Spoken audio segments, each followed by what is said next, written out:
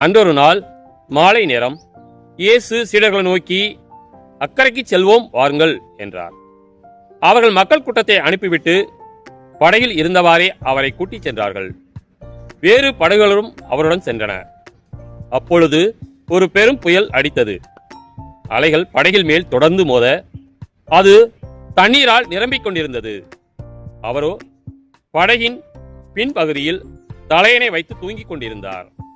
அவர்கள், போதகரே, சாக போகிறோமே, உமக்கு கவலை இல்லையா என்று சொல்லி அவரை எழுப்பினார்கள்.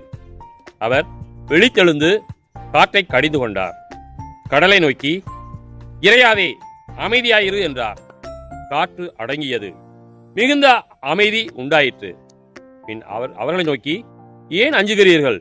உங்களுக்கு இன்னும் நம்பிக்கை இல்லையா என்று கேட்டார். அவர்கள் பேரச்சம் கொண்டு, காற்றும் கடலும் இவருக்கு கீழ்ப்படுகின்றனவே, இவர் யாரோ என்று ஒருவரோடு ஒருவர் பேசிக் கொண்டார்கள்.